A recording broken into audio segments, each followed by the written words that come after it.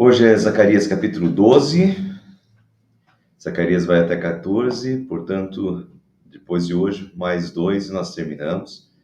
E o capítulo, o que está por vir ainda é muito interessante, principalmente o último dos capítulos, capítulo 14, é praticamente uma visão do Apocalipse. Então, permaneçam aí, seguindo, né? Estamos na reta final dos nossos estudos aí sobre o profeta Zacarias. Então, Zacarias capítulo 12, versículo 1. Esta é a palavra do Senhor para Israel, palavra do Senhor que estende o céu, assenta o alicerce da terra e forma o espírito do homem dentro dele. Vamos começar vendo que tudo aqui é tradução, né, pessoal? Porque tudo aqui foi escrito em hebraico. Então é uma questão de tradução. Na nossa versão NVI, Nova Versão Internacional, consta, esta é a palavra do Senhor para Israel. Não tem problema nenhum, está tudo tranquilo. Mas, em outras versões um pouquinho mais antigas, aparece um termo um pouquinho mais forte. Aparece o termo sentença. Essa é a sentença. Entende que isso é um pouquinho mais forte do que simplesmente uma palavra? É uma sentença. Deus está dando uma sentença. E essa é a primeira de 9 sentenças no capítulo 12 e 13. Então, pessoal, quando a gente pensa assim, sentença, Deus está passando uma sentença. E está dando uma sentença. Não é só uma palavra, mas é uma sentença de Deus. E se a gente une, e aqui eu estou antecipando um pouco, me desculpem por isso, mas depois fica um pouquinho complicado de parar depois. Então, quando a gente une essas 9 sentenças aliadas às 17 expressões naquele dia, entre o capítulo 12 e 14, dão um cenário do fim dos tempos, com a destruição final dos inimigos de Deus. Então, quando a gente une essas expressões, eu já falei isso para vocês nos capítulos anteriores, quando fala naquele dia, olha, 85% de chance de estar falando do fim, tá? Naquele dia, aquele dia, quando o Antigo Testamento fala, e até o Novo Testamento, aquele dia, ou naquele dia, normalmente está falando do fim dos tempos. E quando a gente une aqui, em Zacarias, que vocês já notaram como é um livro realmente profético, quando a gente junta essas duas expressões, nesses últimos capítulos, notem, é a reta final, só faltam 3 capítulos, o capítulo 14, eu vou fazer, vamos chegar lá, mas o capítulo 14 é praticamente Apocalipse 21, só para vocês terem uma ideia.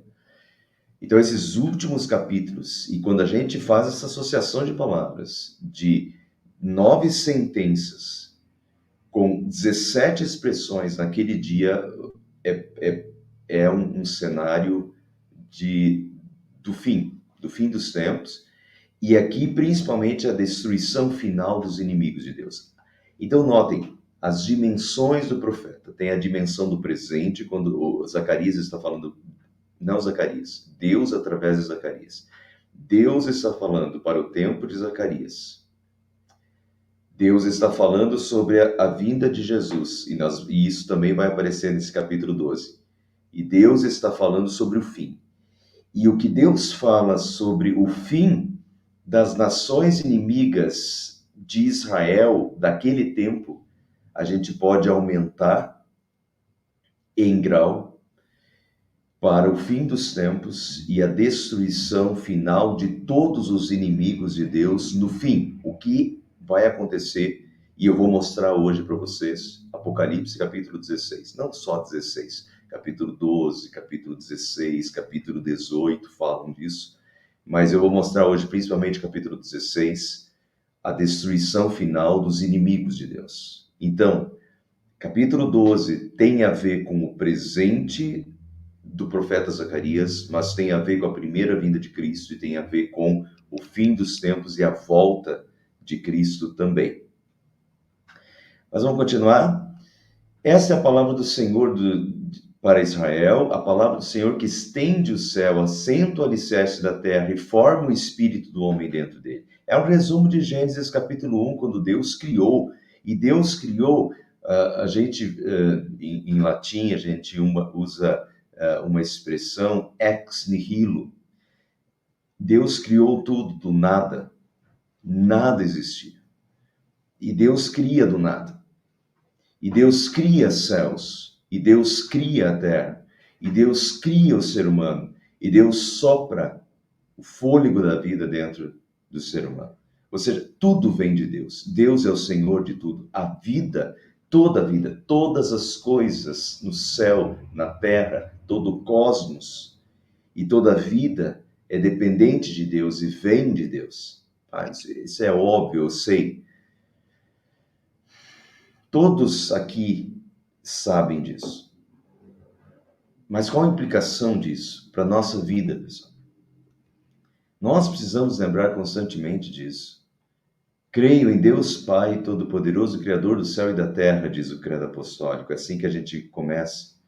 A nossa existência se deve a Deus e a nossa existência está nas mãos de Deus. Deus pode tudo e tudo é de Deus. E nós estamos nas mãos de Deus. E quanto antes a gente percebe isso e se entrega a isso e vive nessa perspectiva, a nossa vida é de Deus, veio de Deus, a nossa vida volta para Deus quando Deus tirar o fôlego de vida de dentro de nós. A nossa vida é dependente de Deus, do primeiro fôlego até o último fôlego, e tudo que acontece nesse mundo está sob Deus. Então, e nós somos filhos de Deus, deste Deus criador dos céus e da terra. E a nossa vida está nas mãos dele, estamos muito bem. Estamos muito bem. Fé, confiança. Agora, especificamente dentro desse texto aqui e dentro desse livro, qual é o contexto do livro? O povo estava cativo na Babilônia, o povo tinha sido escravizado na Babilônia, o povo está voltando para Jerusalém. Quando eles foram levados para a Babilônia, Jerusalém foi destruída, a cidade foi destruída, o templo foi destruído, as pessoas foram levadas e Jerusalém, diz Isaías, Jerusalém virou um matagal. Não sobra nada. Mas então, Deus é o criador do nada. E Deus vai recriar do nada. E Deus é capaz de recriar do nada. E essa é a palavra de Deus de fortalecimento para o povo, para o seu povo. Lembrem quem está com vocês. Eu sou o Senhor que estende o céu, o Senhor que fez os alicerces da terra, o Senhor que forma o espírito do homem. Fui eu quem criei tudo do nada. E eu sou capaz de recriar. Assim como Deus criou o mundo do nada, Ele tem o poder para agora para recriar Jerusalém, para recriar o templo e para recriar a vida do seu povo nesta cidade. Assim como Deus criou o mundo do nada, Ele tem o poder para nos refazer também, meus irmãos. Isso tem a ver com a nossa vida sempre. Para recriar a vida do caos existencial. Bom, eu estou vendo os nomes aqui, os nomes que eu estou enxergando na tela aqui, eu acho que não tem problema com isso.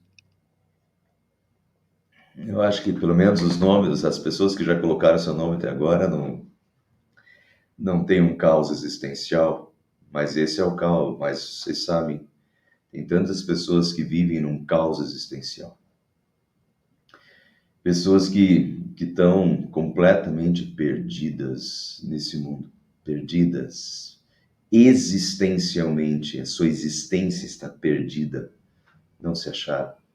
Tem gente que está perdida no álcool, tem gente que está perdida nas drogas, tem gente que está perdida em vícios diversos, tem gente que está perdida na vida. Está num caos existencial. Aí, lembrando lá, parafraseando o Chaves, né? Chapulin Colorado, quem poderá nos defender? Quem poderá nos ajudar? Deus pode nos ajudar. Porque Deus é o Criador. Deus é aquele que fez as coisas surgirem do nada. Para Deus tudo é possível. E Deus, quando Deus entra na vida, Deus transforma o caos num jardim florido. Deus dá propósito à vida. Deus, né? Deus é aquele que ordena o caos existencial. Então, não é só olhar para esse texto e, Deus, né? Deus criou os céus e a terra, Deus criou os céus e a terra, Deus é capaz de reconstruir Jerusalém, Deus é capaz de reconstruir o templo, Deus é capaz de reconstruir a vida dos moradores de Jerusalém e Deus é capaz de reconstruir as vidas hoje ainda, né? Deus é capaz de reconstruir vidas arruinadas, vidas em causa existencial, e nos dar uma vida nova e uma vida eterna, né? Farei de Jerusalém uma taça que embriague todos os povos ao seu redor, todos os que estarão no cerco contra Jerusalém, Judá e Jerusalém. Naquele dia, quando todas as nações da terra estiverem reunidas para atacá-la, farei de Jerusalém uma pedra pesada para todas as nações. Todos os que tentarem levantá-la se machucarão muito. Naquele dia, porém, em pânico todos os cavalos, deixarei loucos os seus cavaleiros, diz o Senhor. Primeiro, farei de Jerusalém uma taça que embriague todos os povos ao seu redor. Uma taça que embriague. Não sei se talvez seja a primeira vez que vocês se deparam com essa expressão, mas essa expressão ela não é incomum, pelo contrário. Ela é uma expressão até que se repete diversas vezes. E muitas vezes ela se repete como a taça da ira de Deus. Deus fará os povos provarem da taça da sua ira. Deixa eu mostrar isso para vocês. Salmo 75, versículo 7 a 8, fala da taça da ira de Deus. É Deus quem julga, é Ele quem declara que uns são culpados e que outros são inocentes. É legal isso, né? Quem julga? Quem julga é Deus. Tá? Não é para a gente ficar julgando também. Né? A gente aprende isso com Jesus, não. Não é para a gente ficar julgando. Quem julga é Deus e quem declara culpados e quem declara inocentes é Deus. Deixa isso para Deus. O Senhor Deus tem na sua mão uma taça cheia do vinho forte da sua ira, tá vendo? Uma taça cheia do vinho forte da sua ira. Ele serve o vinho e todos os maus o bebem. Bebem até a última gota. Interessante, quando Deus serve o vinho, os maus têm que beber o vinho e beber até a última gota. Quando Deus diz, acontece. E aqui é o caso, né, em que Deus, notem que nós já estamos desde o capítulo 9, quando Deus já disse que vai julgar os filisteus, as 5 cidades dos filisteus, que Deus vai julgar Tiro e Sidom, que Deus vai exercer juízo contra Damasco, contra Ramate, né? Então Deus vai dizendo, né? E Deus está julgando as nações vizinhas pelo que fizeram com o seu povo também. Então Deus vai servir uma taça cheia de vinho forte da sua ira. Notem em Jeremias capítulo 25, Jeremias é da mesma época, e aqui ficou bem pequenininho porque eu copiei o texto, porque eu queria que vocês visualizassem esse texto aqui, tá? Mas eu sei que ficou pequeno. Então notem lá, o castigo das nações, esse é o título. O Senhor, o Deus de Israel, me disse, aqui está um copo cheio do vinho da minha ira. Tá vendo? Essa questão da taça do vinho é um vinho da ira de Deus.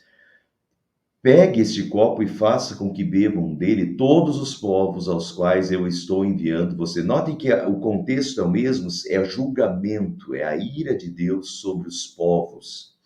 Quando beberem, tremerão e ficarão loucos por causa da guerra que mandarei contra eles.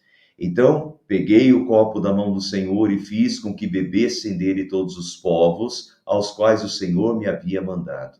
Tanto Jerusalém como todas as cidades de Judá, junto com os seus reis e as suas autoridades, tiveram de beber. Jerusalém também, naquela época, antes do cativeiro babilônico, né, ela teve que beber também. O cativeiro babilônico foi Jerusalém também tendo que beber da taça da ira de Deus, por causa dos seus pecados. Beberam para se transformar num deserto, num espetáculo horrível e assustador, do qual as pessoas falam para rogar pragas. E é isso o que hoje se vê. Essa é a lista de todos os outros que tiveram de beber o copo da ira de Deus. Tá vendo? Deus está servindo a taça da sua ira. E aqui está a lista dos outros que tiveram de beber do copo da ira de Deus. Quem? O rei do Egito. Quem mais? Olha aqui, ó, todos os governadores das cidades dos filisteus, Asquelon, Gaza, Ecrom e o que resta de Asdod, é as mesmas cidades que no capítulo 9 ou 10 do nosso texto de Zacarias, Deus falou que vai julgar e que vai castigar. Todo o povo de Ecrom, Moabe e Amon, todos os reis de Tiro e Sidom também aparecem no nosso texto de Zacarias, todos os reis da terra que ficaram no litoral do mar Mediterrâneo, as cidades de Dedã, Temá e Bus, todos os povos que cortam curto o cabelo, não sei quem são, tá? Não estou estudando Jeremias, não pesquisei sobre isso. Interessante, engraçado isso aqui, né?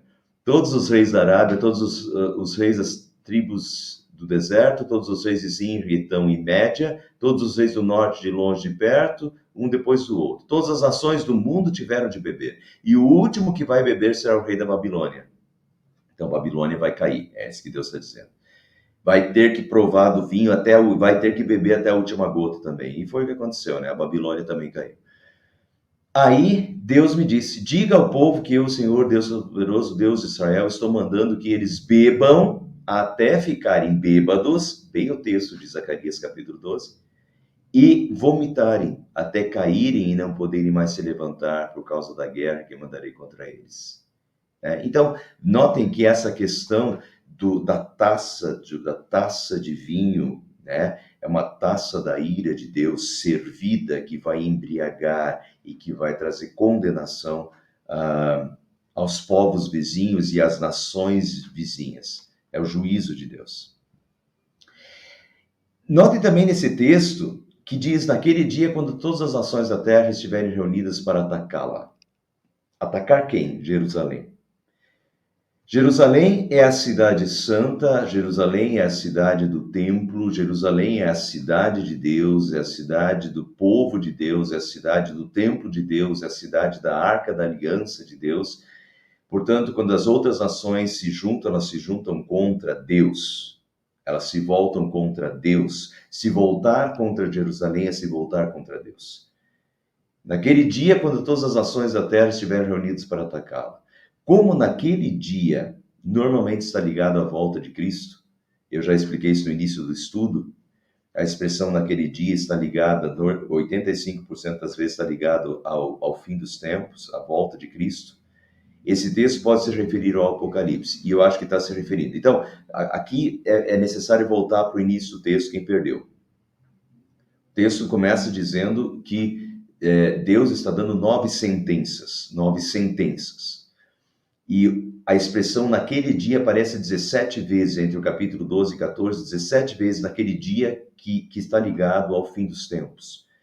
Então são 9 sentenças de Deus e são 17 naquele dia. Esse texto é um texto que fala para aquela época, para Jerusalém destruída, que Deus vai exercer julgamento sobre as outras nações daquela época, mas também está apontando para o futuro, pessoal.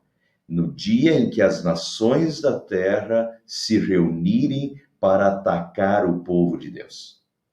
Agora vamos olhar para o Apocalipse capítulo 16, 12 a 16. O sexto anjo derramou a sua atenção. São 7 taças. O anjo derramou o sexto anjo derramou a sua taça. Sempre no Apocalipse são 7. São 7 selos, são 7 taças.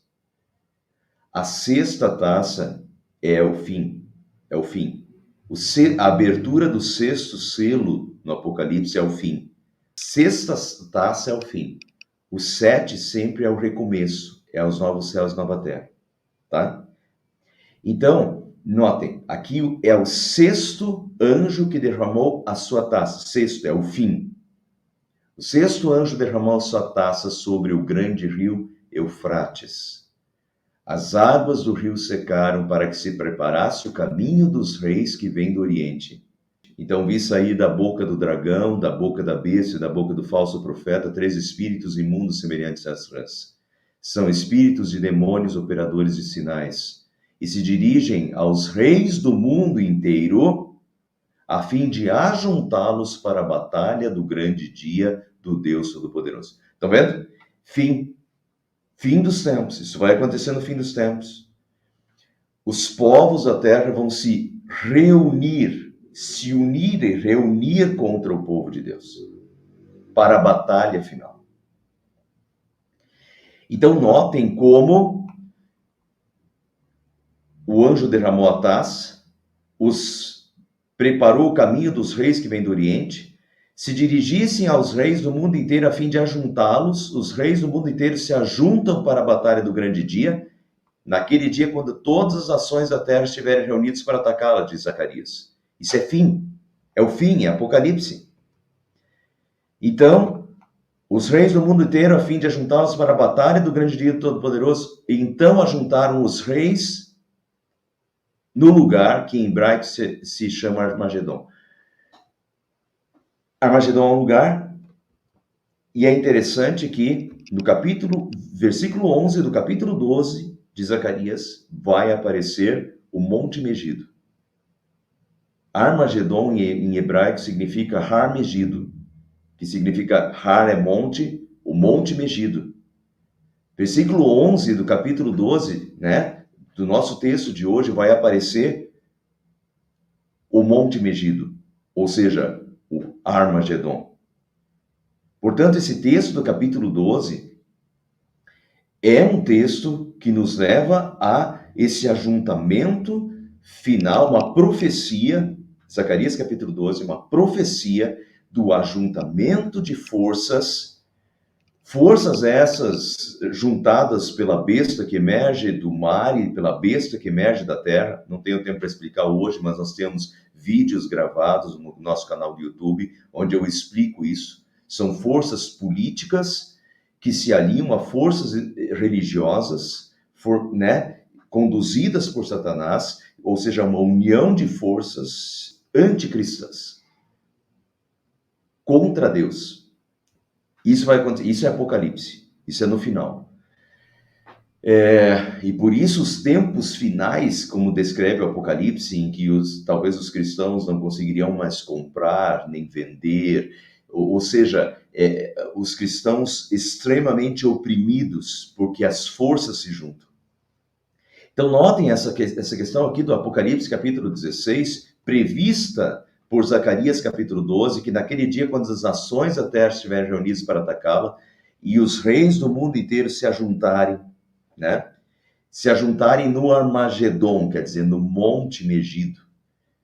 Muito bem, para antecipar, eu não vou mostrar isso, mas o fato é que, assim como em Zacarias 12 mostra a vitória de Deus sobre todas as nações, e Deus exercendo, Deus dando sentenças, e Deus fazendo as nações, essas nações que se levantam contra Jerusalém, que se levantam contra o povo de Deus e que se levantam contra o próprio Deus, e Deus fazendo todas essas nações provar do cálice da sua ira até a última gota. É a mesma coisa que acontece no Apocalipse. E o Apocalipse não deveria levar ninguém a ter necessariamente medo, porque o Apocalipse é o livro da vitória. O que o Apocalipse enfatiza é a vitória de Deus.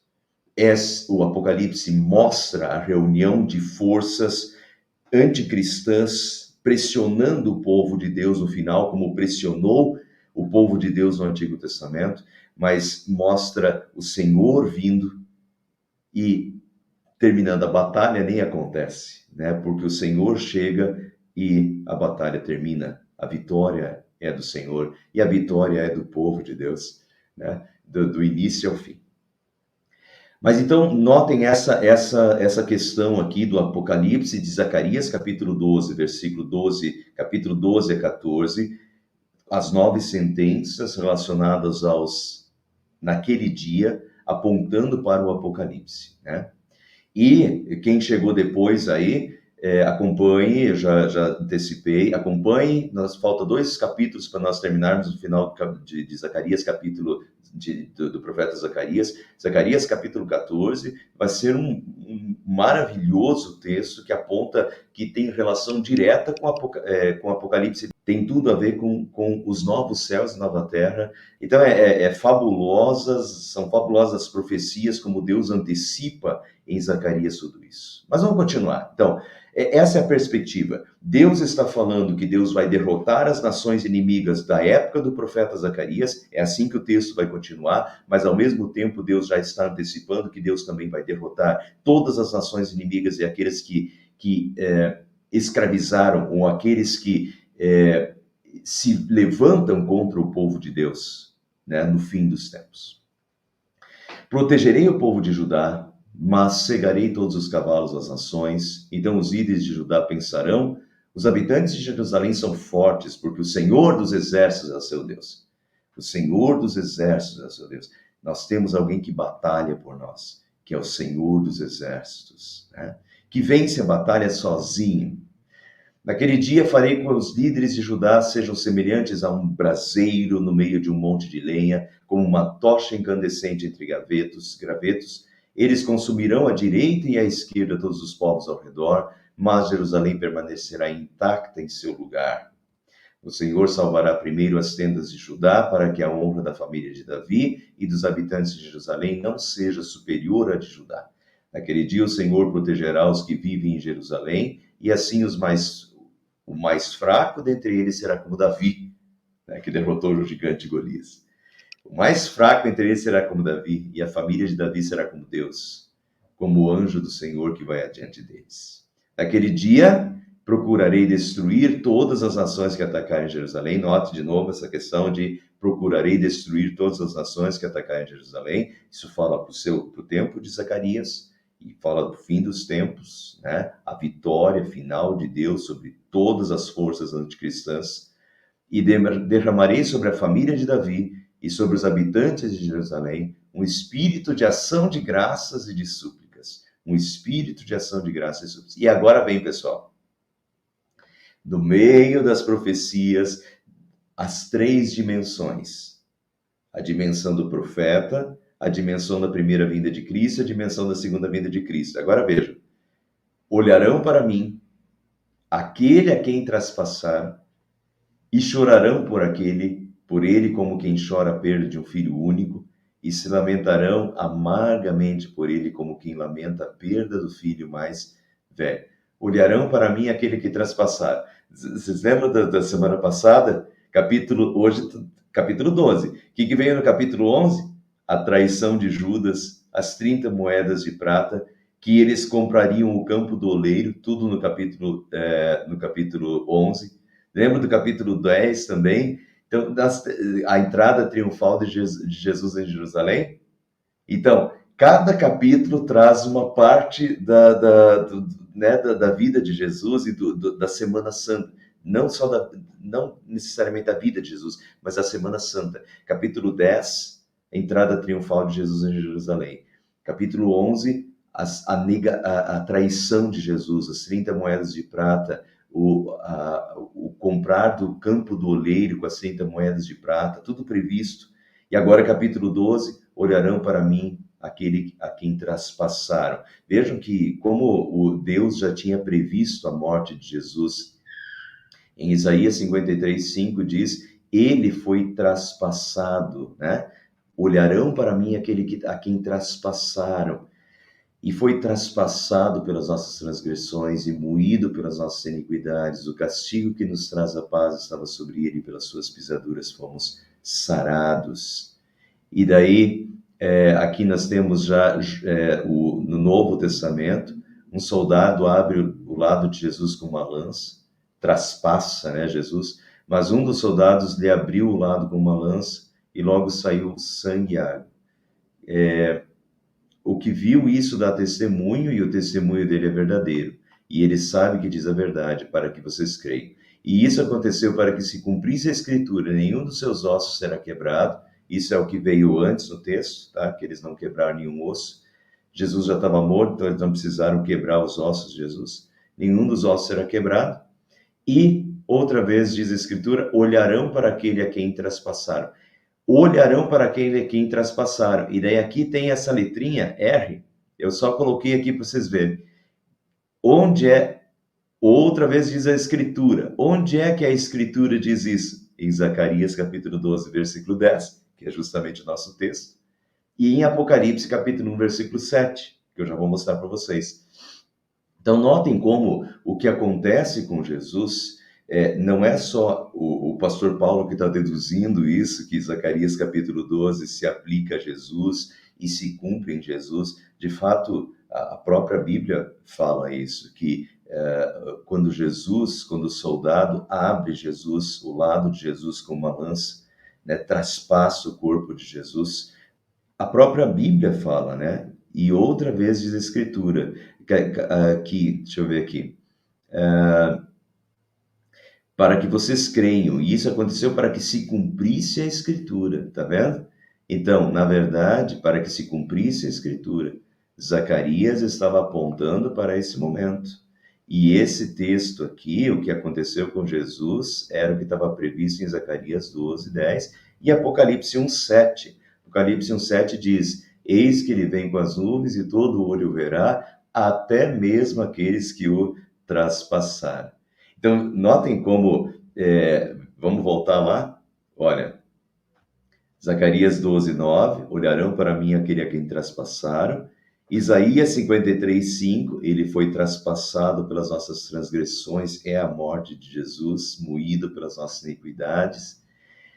Se cumpre em Jesus na cruz, quando o soldado o traspassa, e Apocalipse 1 aponta para o futuro, quando Jesus voltar, eis que ele vem com as nuvens e todo o olho verá, até mesmo aqueles que o traspassaram. Portanto, esse termo traspassar até de novo, como a gente está vendo em Zacarias capítulo 12 e 14, está falando daquele dia, naquele dia, né? Portanto, quando Jesus voltar novamente, até aqueles que o traspassaram o verão.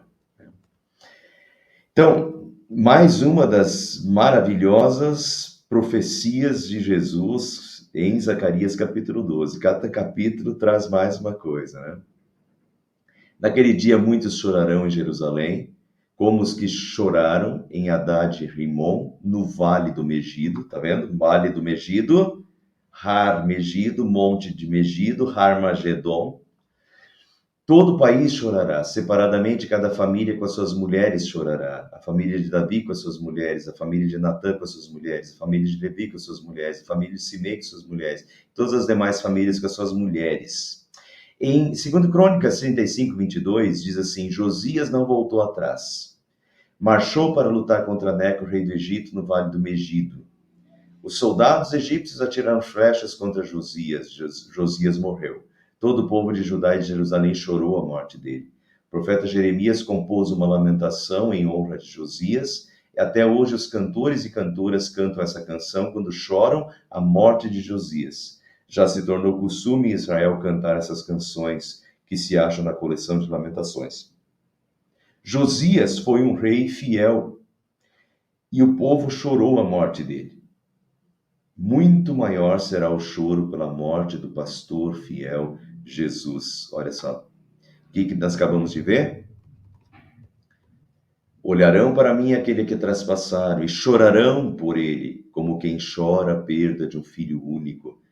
As pessoas, né, que viram Jesus na cruz e choram pela morte de Jesus. E se lamentam amargamente por ele, como quem lamenta a perda do filho mais velho, esse sentimento da perda de Jesus, da morte de Jesus na cruz, né? Chorarão por ele. E depois, na continuação do texto, naquele dia muitos chorarão em Jerusalém, como que chorem a Haddad Rimon, Vale do Megido, todo o país chorará. Separadamente, cada família com suas mulheres chorará. E daí vem uma lista. Então, essa questão do choro, né? Aponta, ela faz referência lá ao choro de Haddad Rimon, Provavelmente está se referindo à morte de Josias, quando todo o povo chorou, todo o povo de Judá e Jerusalém chorou a morte do rei Josias, que era um rei fiel.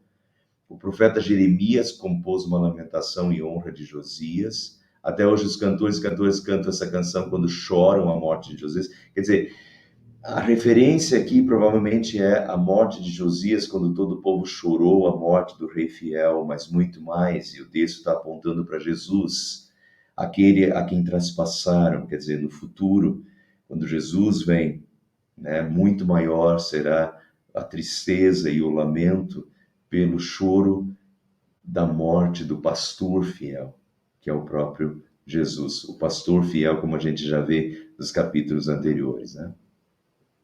E só para terminar, naquele dia uma fonte jorrará para os descendentes de Davi e para os habitantes de Jerusalém, para purificá-los do pecado e da impureza. Pessoal, que dia eles verão aquele a quem traspassaram e chorarão a sua morte. Naquele dia uma fonte jorrará para os descendentes de Davi. No dia da morte, no dia em que Jesus foi traspassado, naquele dia uma fonte jorrará para os descendentes de Davi, para os habitantes de Jerusalém, para purificá-los do pecado e da impureza. Notem aqui que esse texto, ele não está falando necessariamente de uma guerra, porque a questão aqui é para purificá-los do pecado e da impureza. É uma questão espiritual. Não está falando de guerra agora. Naquele dia, no dia em que Jesus foi traspassado, vejam lá a passagem de Isaías. Ele foi traspassado pelas nossas transgressões e moído pelas nossas iniquidades. O castigo que nos traz a paz estava sobre ele, e pelas suas pisaduras nós fomos sarados. Quer dizer, no dia que Jesus foi traspassado e moído pelas nossas iniquidades na cruz, o que aconteceu? Naquele dia, uma fonte jorrará para os descendentes de Davi, para os habitantes de Jerusalém, para purificá-los do pecado e da impureza. A morte de Jesus significou purificação do pecado e da impureza. Essa questão da fonte que jorrará já estava previsto em mais de um capítulo e de um profeta também, né? Joel, capítulo 3, 18, diz que naquele dia uma fonte sairá da casa do Senhor. Quer dizer, essa fonte que naquele dia, de novo, naquele dia, apontando para o futuro, primeira vinda de Cristo, segunda vinda de Cristo. No caso, primeira vinda de Cristo. Naquele dia uma fonte sairá da casa do Senhor. Veja Ezequiel 47. O homem me levou até a entrada do templo. Debaixo da entrada do templo saía a água. A água corria por baixo do lado sul do templo. Isso é uma profecia, tá? É uma visão que Ezequiel está tendo. A água corria por baixo do lado sul do templo, ao sul do altar. Nota que tem a ver com o templo. Essa água corre para o leste e desce até o Rio Jordão, até o Mar Morto. Quando essa água, dessa fonte que está jorrando do templo, quando entra neste mar, no Mar Morto, ela faz com que a água salgada do mar vire água doce. Olha a transformação. Em todo lugar por onde passa esse rio, essa água, haverá todo tipo de animais, de peixes, ela traz vida. O rio fará com que as águas do Mar Morto fiquem boas, ele trará vida para onde passar. As águas que trazem vida, a morte de Jesus que traz vida, né? E Apocalipse 22, o anjo também me mostrou o rio da água da vida, que sai do trono de Deus e do Cordeiro. Esse rio, essa fonte brota do templo, diz a visão de Ezequiel. A fonte da água brota do templo. E aqui no Apocalipse, o rio da água da vida sai do trono de Deus e sai do Cordeiro de Deus. E Jesus, em João 7,37, diz, no último dia, o grande dia da festa, era a festa dos tabernáculos, quando tinha o famoso ritual das águas. O ritual das águas. Jesus se levantou e disse em voz alta, se alguém tem sede, venha a mim e beba. Quem crer em mim, como diz a Escritura, do seu interior fluirão rios de água. Venha a mim e beba. Jesus é a fonte. Jesus é a fonte da água da vida. Jesus é essa fonte que que brotou no deserto desse mundo. Um deserto do mundo sem esperança, que por si só não tem salvação, só tem pecado que leva à destruição e à condenação eterna. Então Jesus é a fonte da água da vida, é a fonte da salvação que brota, que vem para o deserto, que nasce, que vive, que morre nesse deserto. E essa fonte brota da sua morte na cruz, trazendo vida. Naquele dia uma fonte jorrará. Que dia? No dia em que Jesus foi traspassado e que muitos choraram. Naquele dia uma fonte jorrou para os descendentes de Davi, para os habitantes de Jerusalém, para purificá-los do pecado e da impureza. E essa fonte continua jorrando, graças a Deus. E graças a Jesus essa fonte continua jorrando e continua trazendo purificação do pecado e da impureza para todos nós. E nós podemos beber dessa fonte, podemos nos lavar nessa fonte, essa fonte que é Jesus, a morte de Jesus na cruz e tudo que ela significa para nós. Nós nos lavamos nessa fonte de todas as nossas impurezas, nós bebemos dessa água da vida e o que nos dá, né, nos enche de esperança, de vida aqui, de vida eterna. Amém.